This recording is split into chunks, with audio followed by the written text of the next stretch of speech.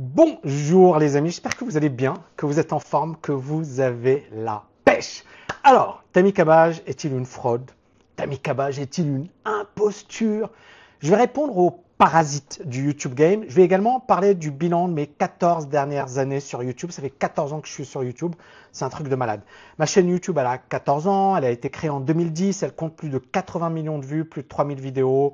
Voilà, je partagerai ensuite le lien, mais c'est fou. Et c'est incroyable, vous voyez ici, 3027 uploads, 80 millions de vues.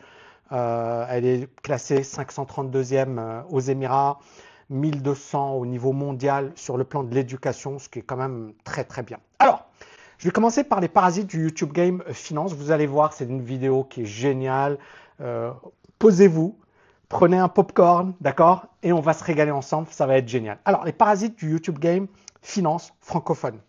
C'est qui les parasites? Ce sont les personnes qui vont profiter de la notoriété d'une personne connue pour se faire un nom, pour se faire de la pub. La stratégie, elle est assez simple. Généralement, ce sont des personnes inexistantes sur YouTube. Elles ont une très petite audience, voire pas d'audience du tout. Et ces personnes, elles veulent se faire un nom. Et elles se sont dit, OK, quelle est la meilleure stratégie pour me faire un nom? C'est très simple. Je vais taper sur les gros YouTubeurs, d'accord? Ça va me faire de la publicité gratuite. Et je vais taper fort, c'est-à-dire qu'on va sortir des mots chocs, escroquerie, imposture, arnaque, etc. On va taper en dessous de la ceinture. Et généralement, il y a un public. C'est-à-dire, dès que tu fais une vidéo, d'ailleurs, moi, les gens le savent, ils mettent Tammy Cabbage, ils vont avoir des vues. Ils vont avoir beaucoup plus de vues que s'ils ne mettent pas Tammy Cabbage. Donc, Tammy Cabbage, ça fait vendre, par exemple. Et donc, il y a un public de gens qui détestent ces formateurs en ligne. J'en fais partie, bien évidemment. Et très rapidement, dès qu'on va mettre ça, on va avoir plein de commentaires, une polémique, on va avoir plein de messages. Moi, dès que la vidéo elle a été publiée, j'ai reçu plein de messages. Tammy, c'est pas logique, Tammy ceci, Tammy cela. Et c'est chaud, quoi. Parce que toi-même, tu dis, punaise, mais pourquoi ils font ça? Bon, la raison, elle est simple, je suis en train de vous la donner. Donc, il y a une polémique, ça prend de l'ampleur. Il y a des commentaires insultants, les gens ils vont se défouler, ils vont raconter toute leur haine, ils vont dire tout le bien qu'ils pensent de toi. Et puis bien évidemment, les coups en dessous de la ceinture, du genre vendeur de tapis, etc. etc. J'ai vu, ça vole pas très haut, mais c'est le jeu, c'est le game. Et il y a quelqu'un qui m'a dit, Tammy, c'est pas logique, c'est pas ça, un de mes étudiants. Et je lui ai dit, est-ce que tu as vu le parrain? Il y a la scène où le policier, qui est un ripou, hein, c'est un policier corrompu, qui fouille Michael Corleone et il lui dit, tu sais, il n'y a rien de personnel. On a essayé de tuer ton père, mais il n'y a rien de personnel, c'est que du business. Donc moi, je sais qu'il n'y a rien de personnel. Ces personnes, ces parasites de YouTube, savent qu'elles vont faire du buzz, savent qu'elles vont faire du bruit, et savent également que les YouTubeurs qui sont tapés ne vont pas répondre. Récemment, j'ai vu la vidéo de Norman. Alors, Norman, on l'aime ou on l'aime pas, mais il sort d'une période quand même très compliquée. Et sa vidéo, elle est émouvante. On voit que il a été affecté et que quand il était genre en mode off, on l'a explosé. Il y a eu plein de vidéos où les gens l'explosaient. Et il a dit, ouais, vous vous êtes bien amusé. Là, aujourd'hui, bon, apparemment, il n'y a plus de poursuite contre lui. Mais les gens sont méchants et c'est le YouTube game. Les gens, ils sont malsains. Et c'est comme ça. Ça fait partie du jeu. C'est la société moderne. J'aime pas. Honnêtement, j'aime pas ça. Mais ça fait partie du jeu. Et si tu veux exister de toutes les manières, tu dois l'accepter. Et alors, pourquoi les YouTubeurs répondent pas ou rarement? Parce que ça va les mettre en position de faiblesse. Moi, en faisant cette vidéo, je sais déjà que je vais me mettre en position de faiblesse. Ça alimente la polémique, c'est une publicité potentiellement négative, et voilà, donc un YouTuber n'a pas intérêt à répondre. Donc effectivement, j'ai eu plein de vidéos, et même si je me fais insulter, même si les réponses ne sont pas, ou les vidéos ne sont pas honnêtes, même si je sais que j'ai pas intérêt à répondre. Alors pourquoi je le fais maintenant? Plusieurs raisons. Premièrement, ces 3 dernières années, j'ai bossé comme un dingue pour créer UI et STM, VM, plusieurs programmes de formation et j'avais pas le temps. Et je savais que si je rentrais dans le piège de ces gens-là, j'allais perdre du temps, j'allais perdre de l'énergie et que je n'avais pas assez de temps ni d'énergie à consacrer à ces gens-là. Deuxièmement, je suis un père de famille. Il ne faut pas l'oublier, les amis. J'ai des enfants, ils vont sur YouTube, ils vont sur les réseaux sociaux et quand ils voient Tammy Cabbage, pour eux, c'est pas Tammy Cabbage, c'est mon père. Mon père est une imposture, mon père est une fraude, mon père. Ces gens-là, ils se disent, merde, est-ce que c'est vrai? Est-ce que mon père, imaginez moi par exemple mon père, il y a quelqu'un qui écrit, parce que là YouTube c'est un peu les médias modernes, c'est un peu les journaux modernes. Donc tu as, voilà mon père et je vois un truc, punaise j'aurais été dégoûté, je me mets à la place de mes enfants. Donc quand tu es un père de famille et que tu es fier de ton bilan, moi je suis un bosseur, je suis éthique, j'apporte de la valeur, et que tu vois des parasites profiter de ton nom pour se faire un nom mais te salir, écrire des saloperies, ouais, à un certain moment, t'en as marre. Donc je ne réponds pas parce que, voilà, non, je réponds parce que moi, je suis un père de famille et j'en ai marre de ces parasites. Je sais que je ne vais pas les empêcher. Ils seront toujours là, ces parasites. Ils seront toujours là, malheureusement. Et ça va s'amplifier, ça va être pire. Mais au moins, ça va me faire plaisir, moi, et puis même vous, ma communauté, bah, que Tammy réponde, parce que j'ai vu plein de gens, ils m'ont dit, Tammy, j'espère bien que tu vas répondre. Eh bien, je vais répondre. Donc, je n'ai aucun respect pour ces parasites. Et là, pourquoi je réponds également? Parce que notre ami Marc, alors ça a été un champion du monde. Tu es un champion du monde, Marc. Est-ce que tu le savais? Est-ce qu'on t'a déjà dit que tu étais un champion du monde? En fait, tu as été médiocre dans ta vidéo. Mais médiocre. Marc nous explique qu'il est ingénieur. Mais tu as obtenu où ton diplôme d'ingénieur? Explique-moi. Où est-ce que tu as obtenu ton diplôme d'ingénieur? Dans une pochette surprise? Parce qu'un ingénieur qui est aussi nul que ça, moi je ne sais pas quelle boîte tu as recruté. Donc, il a été nul. Et je vais vous le prouver, hein, je le dis pas, je vais vous le prouver. Il a été nul. Et moi, en fait, je me suis dit, merci Marc, merci. En fait, si tu avais été un peu plus intelligent, tu aurais fait un truc genre très très évasif, un truc à la con, du genre, ouais, Tammy se mouille pas trop, etc. Ouais, voilà, et ben, bien sûr, tu vas sortir une phrase de son contexte, voilà, comme font les gens qui sont un peu très malsains. Non, non, toi, tu as été vraiment nul. C'est-à-dire, tu n'as même pas regardé mes vidéos. Il y a une vidéo de 29 minutes, donc ta vidéo, elle dure 20, mais tu n'as rien regardé. Donc, en fait, tu as été tellement nul que pour moi, en fait, je me suis dit, mais génial, merci Marc. Mais le pire, c'est que les gens qui te suivent, ils sont aussi nuls que toi. Ils n'ont même pas pris le temps de vérifier ce que tu avais fait. Et ils sont, oui, Tammy, il est nul. Oh non, mais punaise, comment suivre ces gens-là? Ils sont tout le temps baissiers. C'est des indicateurs, genre, si Tammy dit quelque chose, il faut faire l'inverse, etc. Et on a eu droit à, genre, ils se sont lâchés. Mais ça fait partie du jeu. Alors, Marc, on va parler de Marc. Et vous voyez que moi, j'ai bossé. Hein. Lui, il n'a rien foutu.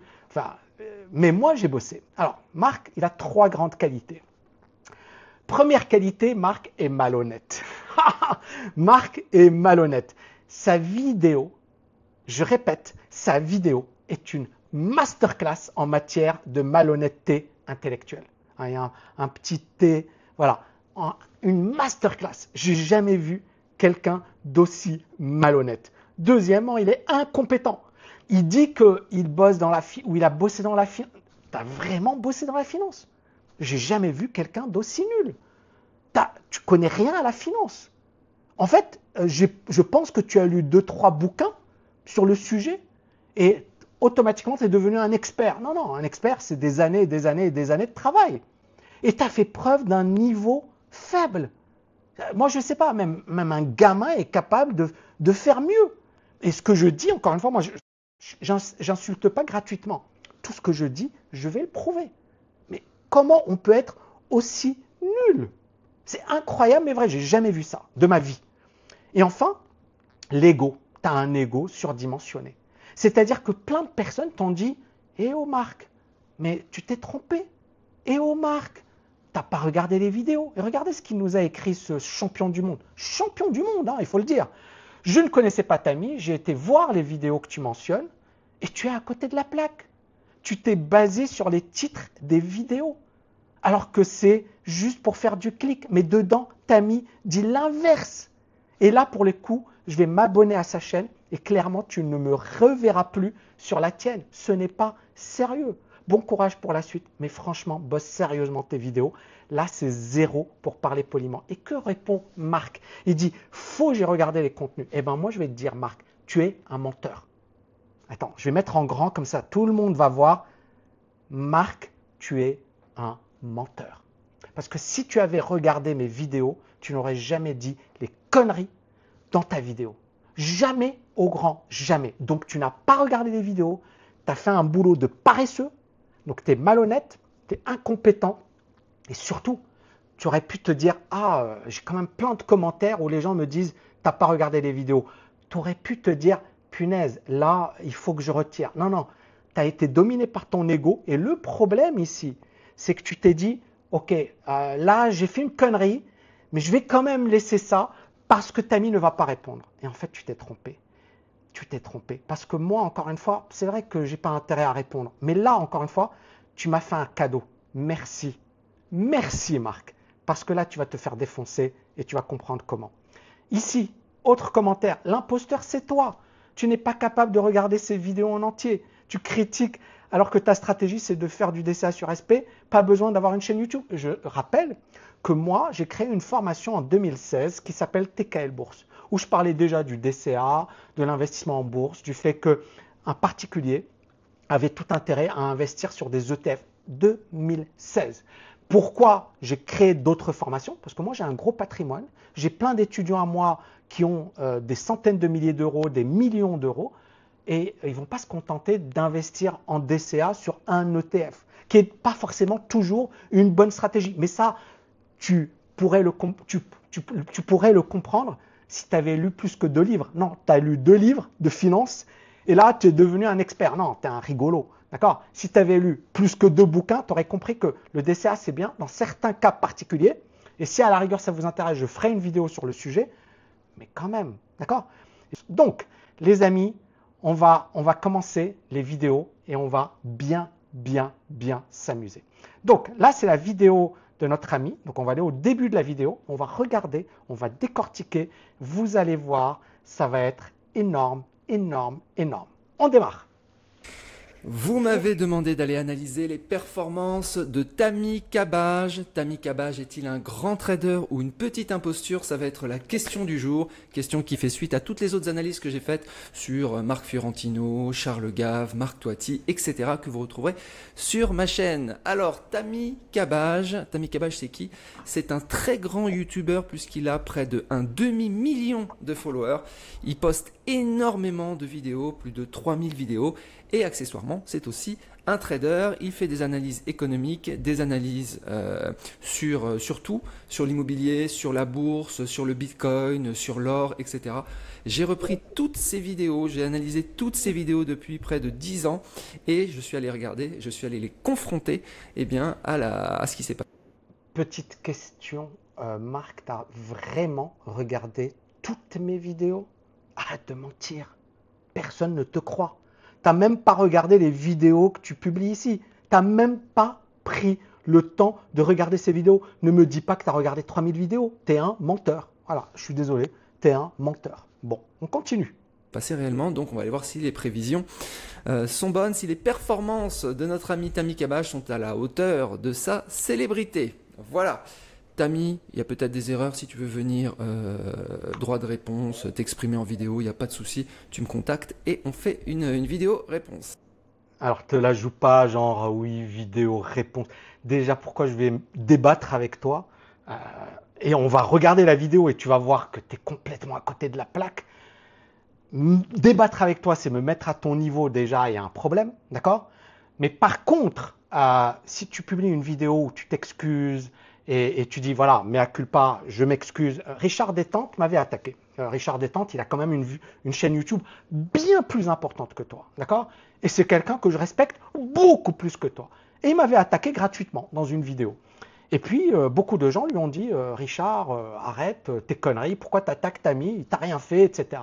Et puis moi, j'ai fait une vidéo où j'ai défoncé Richard et j'ai montré qu'il avait menti. Par exemple, il disait, oui, je n'arrive pas à joindre Tammy Cabage, alors que son assistante avait cherché à me joindre par LinkedIn.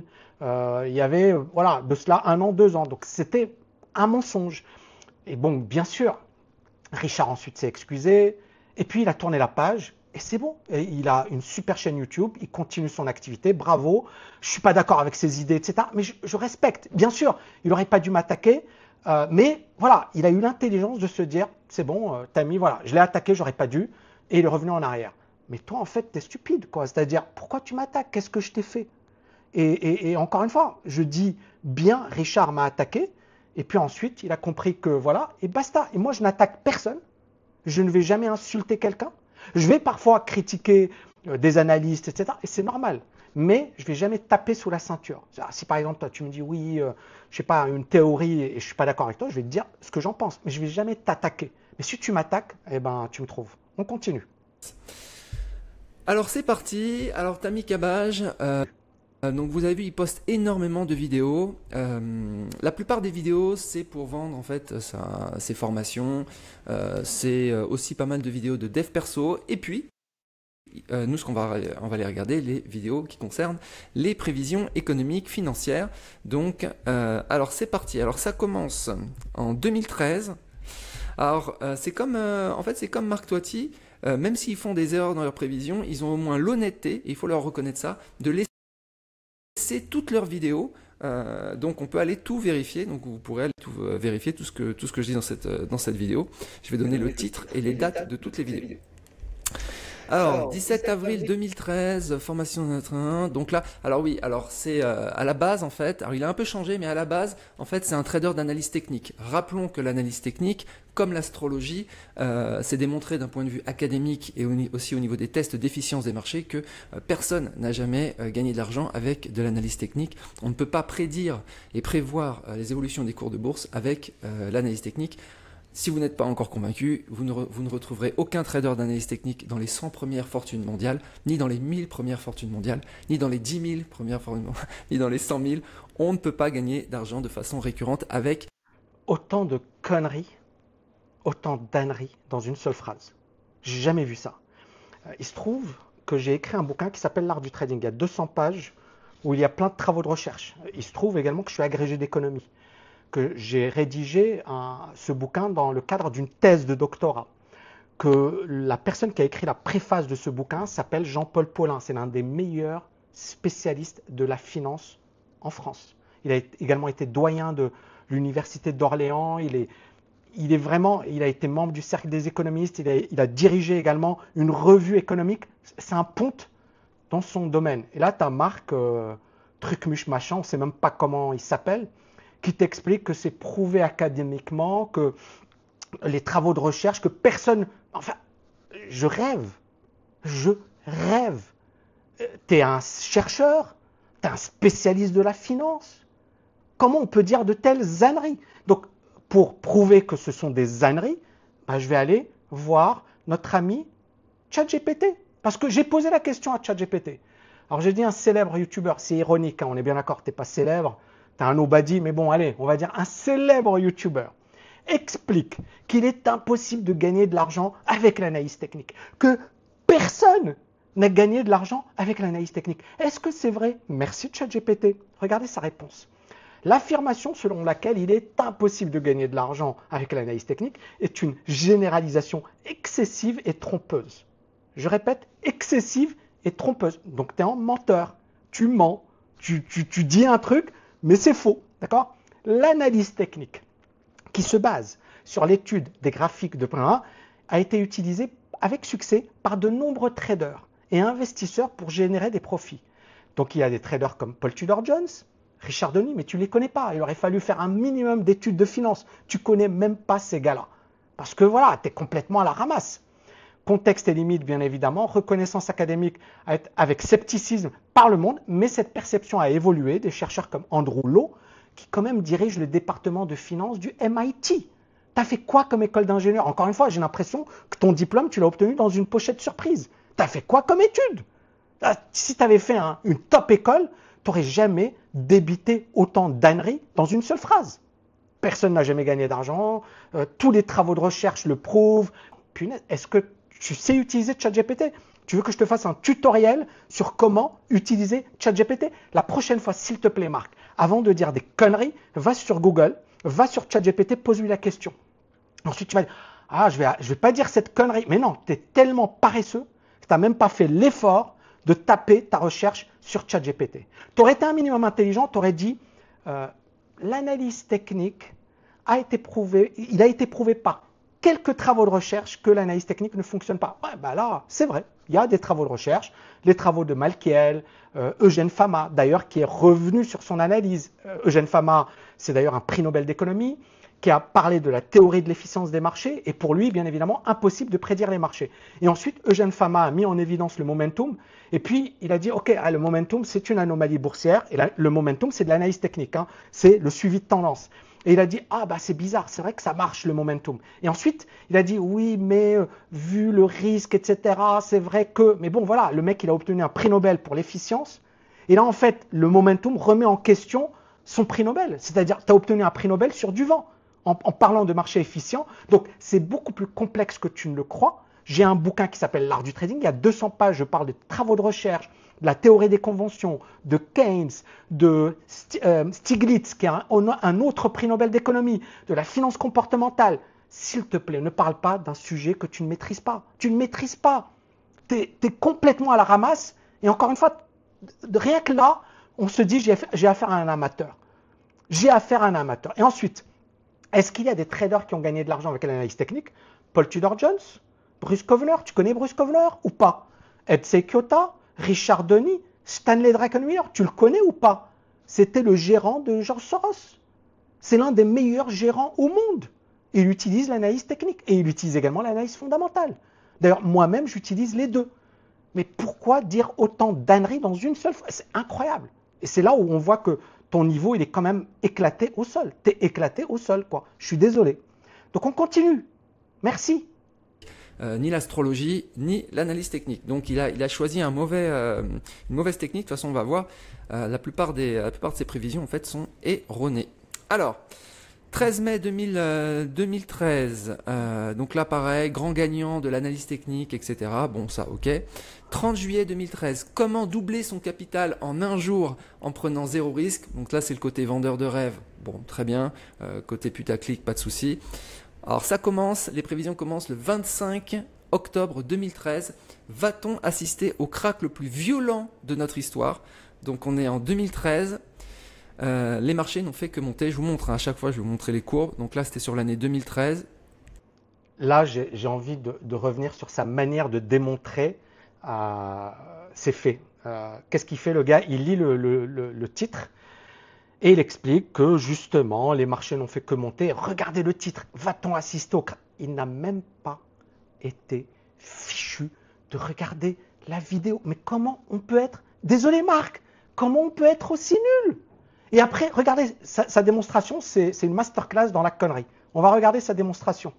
2013-2014, 2013, voilà, le MSCI World fait plus 27%, et 2014, il fait plus 5%, donc aucun crack à l'horizon. On va retrouver d'ailleurs, comme pour Marc Toiti, on va retrouver cette technique pour pouvoir faire des vues, c'est-à-dire le catastrophisme. Il annonce en fait des cracks, tous les ans il annonce un crack. Voilà. Un crack qui ne vient pas. Alors je vous montre aussi sur la courbe, donc 2013, voilà, donc là... Ok, voilà, bon, la démonstration à 2 balles, mais tu as regardé la vidéo ou pas? On va la regarder ensemble. On va la regarder ensemble. Et ce que j'ai fait, c'est que j'ai préparé un document. Et en fait, et vous allez voir que là, j'ai bossé. Moi, j'ai bossé. Lui, c'est un... Voilà. Moi, j'ai bossé. Et on voit la différence de niveau. Hein. Lui, c'est de l'amateurisme. Moi, j'essaie d'être pro. C'est-à-dire, tu veux attaquer, attaque. Sois bon, mon pote. Donc ici, on va revenir sur ça. Donc ça, on est bien d'accord que c'est en 2013. Alors, il y a une autre vidéo où il a repris un truc. Mais en fait, le titre n'a rien à voir. C'est 2013, hein, on est toujours, et c'est mars 2013. Je suis au salon de l'analyse technique, d'accord? Je donne une conférence devant 1000 personnes, et vous allez voir ce que j'ai dit. Donc, comme ça, vous allez, voilà, vous ferez votre propre idée. Et alors, donc, et on voit bien que le marché, alors que beaucoup de gens nous parlaient de crise, de situation catastrophique, etc. Regardez sur une base daily. Est-ce qu'on est au-dessus de la zone de neutralité ou pas? Oui. Est-ce qu'on a eu une cassure? Alors, vous voyez là, c'est léger, mais on est toujours au-dessus. Regardez, depuis juillet, est-ce qu'il est baissé depuis juillet? Donc moi, les gens qui se sont excités à droite, à gauche, à me dire, quand vous allez sur des radios que je ne veux pas citer, etc., qui depuis juillet nous expliquent que le marché va s'effondrer, que c'est la fin. On est bien d'accord? Je pense que vous les avez entendus comme moi, ces gens-là. Vous avez lu également leur papier. Est-ce que, analyse simple, est-ce que le marché était baissier sur le CAC 40? Point. Et on parle aujourd'hui de 2013. On est en 2013. Et vous voyez, depuis 2012, juillet 2012, on est haussier. Et sur une base weekly, et le CAC 40 n'est pas le marché le plus exceptionnel. C'est ça le pire. Mais il était haussier. Ok, regardez. Et vous allez regarder la vidéo, et je disais que j'étais haussier. Et en fait, c'est ça ce qui est incroyable, incompréhensible. C'est comment ce monsieur peut se permettre de dire que Tammy Cabbage est baissier. Regarde les vidéos. Il n'a même pas fait l'effort de... C'est incroyable. C'est incroyable. On continue. Je suis sur un ETF MSCI World. On y va. L'année 2013, elle est là. Ça ne fait que monter. Pas de comment si pour vous mettre un petit peu, pour rappeler un petit peu ce qui s'est passé depuis une quinzaine d'années. Ça, c'est le MSCI World, c'est les marchés actions mondiaux. Ok, donc vous pouvez voir, ça ne fait que monter. Il y a quelques petits soubresauts durant la guerre, au début de la guerre Ukraine aussi. 30 juillet 2000. Bon, le mec, voilà, il vient, il prend un graphique, il explique. Tu as fait le boulot, tu as analysé mes propos. Parce qu'avant de raconter des conneries et de dire imposture, etc., fais le job. Sinon, tu es ridicule. Donc, je continue. 2013, comment doubler... ça, j'ai déjà fait. Va-t-on assister au crack le plus violent? Donc non, donc ça c'est 25 octobre. 10 octobre, est-ce le bon moment pour acheter de l'or? Alors, il dit dans la vidéo que l'or va s'écrouler. On est le 10... Il dit dans la vidéo que l'or va... On va écouter la vidéo ensemble. Il dit que l'or va s'écrouler. On continue. 10 octobre 2014. Donc, on va aller regarder l'or. 10 octobre 2014. Donc, ça, c'est la courbe de l'or. Voilà. Donc, l'or, il est là. 2014. 10 octobre 2014. On est là. Alors là, ça s'écroule pas. Donc là, octobre 2014, on est là. Donc ça monte, ça va monter. Et puis ensuite, ça va redescendre. Les prévisions à 6 mois, c'est flat. Et sur l'année 2016, donc là, on est quand même 2 ans plus tard, on a une petite baisse. Et de toute façon, ça va remonter. Donc pas de crack non plus sur l'or en 2014. Bon, continue. Je rappelle un crack, okay. C'est quelque chose d'assez... Ok, on va regarder ce que moi j'ai dit. Donc ici, regardez, on est bien sur cette vidéo. Faut-il acheter de l'or? 10 octobre, est-ce le bon moment pour acheter de l'or? Écoutez ce que je dis dans ma vidéo, c'est important. Bonjour, ici Tammy Cabbage. Alors dans cette vidéo, j'avais envie de répondre à une question que le monde pose assez souvent ces derniers temps. L'or va-t-il monter? Est-ce le moment d'acheter l'or? Est-ce le moment d'accumuler? Et pourquoi l'or a-t-il baissé? Alors, je vais répondre à la deuxième question tout d'abord. Pourquoi l'or a baissé? Il y a plein de raisons, mais on s'en fiche. Encore une fois, le plus important, c'était de cerner le fait que l'or allait baisser. Et je pense que sur le plan technique, on avait tous les éléments pour l'anticiper. La plupart des étudiants de la TKL ont d'ailleurs shorté l'or et ont vendu l'or au meilleur moment. Et on peut effectivement évoquer la manipulation. Juste pour rappel, et je l'ai déjà mis dans des vidéos, j'étais baissier sur l'or en 2012-2013. Et j'avais pas mal de signaux vendeurs. Donc voilà, c'est la continuité de mon analyse de 2013. Donc ici, la question c'est est-ce qu'il faut acheter de l'or? Et vous allez voir mon analyse, elle est très claire, mais ça n'a rien à voir avec ce que nous raconte ce gars-là, quoi. C'est incroyable d'avoir quelqu'un qui fait une analyse aussi nulle. Et je le remercie encore une fois. C'est vrai que voilà, ça m'a demandé du temps de faire ce job, ça m'a demandé de l'énergie. Je suis en vacances en famille. Mais à un certain moment, il y en a marre d'avoir n'importe qui raconter n'importe quoi, juste sous prétexte que tu es un YouTuber connu, n'importe qui peut t'exploser. Non, à un certain moment, minimum de respect, quoi. Si tu veux m'attaquer, attaque-moi, mais attaque-moi bien. Mais raconte pas de conneries, s'il te plaît. Important. Et le deuxième point, c'est, tu penses que ça va monter? Et moi, ma réponse, c'est aujourd'hui, quand on étudie l'or sur du long terme, qu'on prend un graphique mensuel, ça sent pas bon. Maintenant, on est sur un gros niveau de support, 1185, 1200. Pour moi, si on casse, aïe, donc prudence. Deuxième point important à long terme, 1400. Si on casse les 1400, effectivement, il y aura un retour du flux acheteur. Pour le moment, tant que le marché est bloqué entre les 1200 et les 1400, moi je suis extrêmement prudent. L'or peut se trader, mais on est avant tout dans une optique trading, scalping, d'accord? Pas du long terme. Vous avez bien entendu ou pas? Est-ce que vous voulez que je remette la vidéo? Pas la peine. Est-ce que j'ai dit l'or va s'effondrer, comme nous explique ce monsieur? C'est là où on voit que fais ton job. Moi, je ne lui demande pas fais ton job, regarde la vidéo, écoute la vidéo. Et s'il avait écouté la vidéo, il aurait dit waouh, Tammy, il est quand même très fort. Pourquoi? Je publie la vidéo ici. D'accord? Ici, on est en octobre 2014. Que fait l'or après? Vous voyez qu'il baisse. Il monte. Regardez, ça c'est quoi? Niveau des 1380, ça veut dire 1400. Hein. Vous êtes un minimum intelligent. Vous faites partie de ma communauté. Bon, la communauté de l'autre, ça doit être beaucoup de neuneux, quoi. Mais voilà. Mais là, vous êtes quand même intelligent. Et vous avez compris ce que je voulais dire. Hein. Je n'ai pas dit l'or va s'effondrer. J'ai dit, voilà, attention, il faut vérifier les 1200, 1100. Si ça casse, ça sent pas bon. Maintenant, ici, les 1400, qu'est-ce que l'or a fait? Regardez ici. On a monté un petit peu, on a baissé sur les 1000, 1060. Qu'est-ce que j'ai dit? C'est un gros support, le niveau des 1000. C'est un chiffre rond. C'est très, très important. Et puis après, ça monte sur les 1400, ça consolide. Ça casse les 1400, ça les casse quand? Regardez, ici, on est en 2019, 2020. Et c'est ça ce qui est. Regardez ici. Regardez, 2019, 2020. L'analyse, elle a été faite quand? Elle a été faite en 2014. Est-ce que vous savez compter? Entre 2014 et 2019, ça fait combien d'années? Ça fait 5 ans. Si on prend 2020, ça fait 6 ans. 6 ans où l'or a fait du surplace. Et quand l'or a cassé les 1400, regardez les 1400 ici, on est bien d'accord qu'on est en 2019, qu'a fait l'or? Il a explosé à la hausse. Est-ce que ce n'est pas de la magie? Désolé, hein. Est-ce que ce n'est pas de la magie? Est-ce que l'analyse technique marche? Bien sûr, il y a analyse technique et analyse technique. Mais moi, je suis un bon analyste technique. Je suis un bon. Est-ce que mon scénario s'est réalisé à la perfection? Je dis bien à la perfection. Date de publication de mon analyse. Pendant 5 ans, l'or ne fait rien. Qu'on casse les 1400, ça explose. Pendant 5 années, l'or ne fait rien. Qu'on casse les 1400, c'est le meilleur moment pour acheter de l'or. Est-ce que cette analyse, elle ne valait pas de l'or? Sans jeu de mots. Hein? Est-ce qu'elle ne valait pas de l'or? Lol, lol, lol, lol.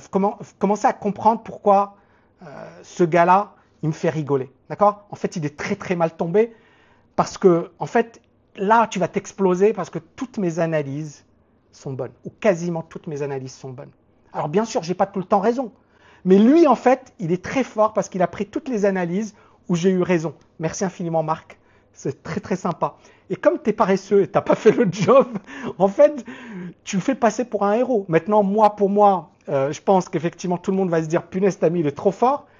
Et beaucoup de gens vont se dire « Punaise, Marc, ça vole pas très, très haut, ce mec-là ». Je continue ta vidéo. Merci, Marc, c'est super sympa. Continue de faire un job aussi bien. Grâce à toi, Tami Cabage, les gens vont se dire « Ouh là là là là là là, Tami Cabage, il est trop fort ». Et c'est grâce à toi. Donc vraiment merci, je t'enverrai une boîte de chocolat. Merci. Donc non. Est-ce le bon moment pour acheter sur l'or? Bah oui, c'était le bon moment. Lui, il dit que non. Donc ça... J'ai pas dit non. Et comme tu n'as pas regardé la vidéo, effectivement, tu racontes des conneries. Mais je n'ai pas dit non. Merci Marc de ne pas raconter de conneries. Mauvaise prévision. 18 février 2015. Excellente prévision. Excellente prévision. C'est une œuvre d'art, cette prévision. Et dites-moi ce que vous en pensez. C'est-à-dire, c'est juste énorme. Je donne le niveau, 1400. Je vous dis, voilà, pour le moment, je ne suis pas acheteur. Effectivement, l'or continue de baisser. Et quand on casse les 1400, ça explose à la hausse. Prévision, c'est une œuvre d'art, cette prévision. Va-t-on assister à un krach boursier sur les indices boursiers? Donc là, on est le 18 février 2015. Donc il annonce le krach. En fait, vous allez voir, en reprenant toutes ces vidéos, il annonce un krach en fait tous les ans. Tous les ans, il annonce un krach. Marc, arrête de dire des conneries. Arrête de dire des conneries. Non, tous les ans, je vais écrire un titre dans lequel je vais dire est-ce qu'il y aura un krach? Parce que c'est la question sur laquelle les gens vont cliquer, mais ça, tu le sais. Et puis, dans la vidéo, je vais dire ce que je pense vraiment. Et quand il y a un krach, ou j'estime qu'il y aura un krach, je le dis. Et si j'estime qu'il n'y aura pas de krach, je le dis également. Mais ça, tu le saurais si tu avais pris et tu avais fait l'effort de regarder ma vidéo. Mais en fait, c'est quand même incroyable. Tu n'as même pas fait l'effort de regarder cette vidéo. On va la regarder ensemble. Donc, on est bien d'accord, 18 février 2015. On y va? Donc, est-ce qu'on va assister à un krach sur les indices boursiers? Donc, ça, c'est ma vidéo. D'accord? Il dit, Tami Cabage annonce un krach tous les ans. Et tous les ans, ce krach ne vient pas. Ça fait 10 ans que ça dure.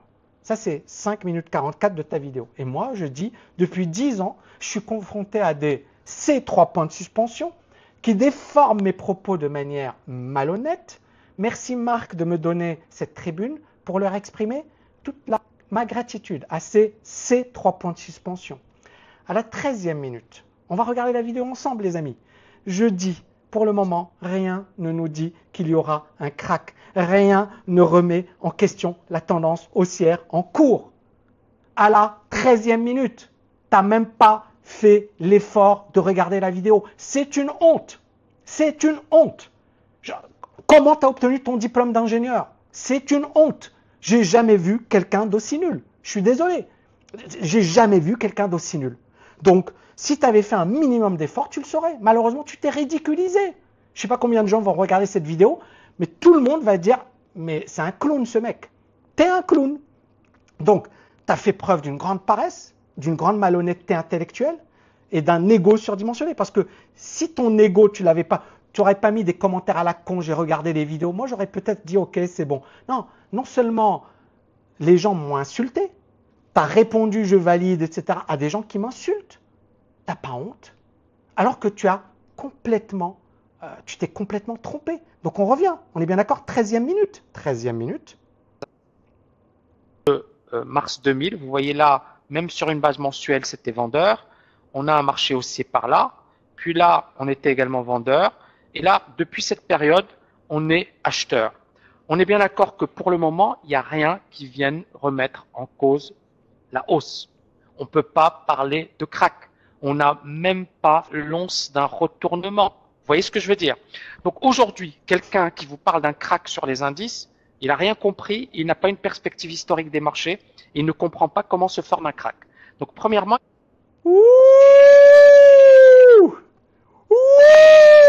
Je comprends pas. C'est incroyable. Est-ce que tu pensais que tu allais t'en tirer comme ça? Tu as attaqué Marc Toiti, que je connais personnellement, je l'avais croisé sur les plateaux télé, très gentil. Tu as critiqué Marc Fiorentino, qui m'avait invité d'ailleurs dans ses bureaux il y a longtemps, quand j'étais encore à Paris. Très sympa, très gentil, on avait eu une très très belle conversation. Tu as attaqué Charles Gave, que je ne connais pas personnellement, que j'ai jamais... Mais voilà, je ne suis pas d'accord avec lui sur un plan politique, mais intellectuellement, c'est quelqu'un... J'ai dit également des choses très très sensées. Et tu as attaqué Olivier Delamarche, que je ne connais pas personnellement. Pourquoi tu as attaqué les têtes d'affiche? Et bien évidemment, le meilleur pour la fin, non, je rigole, Tammy Cabage. Et là, tu t'es dit, ok, j'ai eu plein de vues, plein de commentaires, je me fais connaître, je défonce ces gens-là, je suis intouchable. Et en fait, ton problème, c'est ça, c'est ton ego. Tu pensais que personne n'allait te répondre. Et là, regarde ce que j'ai dit. Si vous voulez, on peut le réécouter ensemble parce que c'est une œuvre d'art. On va réécouter ensemble ce que j'ai dit. Et là, depuis cette période, on est acheteur. On est bien d'accord que pour le moment, il n'y a rien qui vienne remettre en cause la hausse. On ne peut pas parler de crack. On n'a même pas l'once d'un retournement. Vous voyez ce que je veux dire? Marc, j'attends tes excuses. J'attends tes excuses publiques. J'attends des excuses publiques. Je continue. Crack pour l'année suivante. Et tous les ans, le crack ne vient pas. Depuis quand même 10 ans. Donc, va-t'en. Menteur. Voilà. Et t'es un menteur, t'es un incompétent et t'as un ego surdimensionné. T'aurais fait un minimum d'efforts. Un minimum d'efforts. Tu viens salir les personnes. Petite imposture. T'as pas honte. Et toi, t'es quoi? T'as pas honte. T'as pas honte d'insulter les gens gratuitement? Gratuitement, c'est gratuit. Genre, allez, vas-y, regarde, il y a combien de commentaires. Et des commentaires pourris, quoi. 500 commentaires. 500 commentaires, on va même. Voilà, et t'as plein de gens, ils m'insultent. Et franchement, t'es fier de toi? T'es fier de ton travail? Est-ce que t'es fier? Franchement, est-ce que tu te regardes dans la glace le soir? Est-ce que tu te dis, je suis fier de ce que j'ai fait? Ou est-ce que tu te dis, je suis vraiment une grosse M3 points de suspension?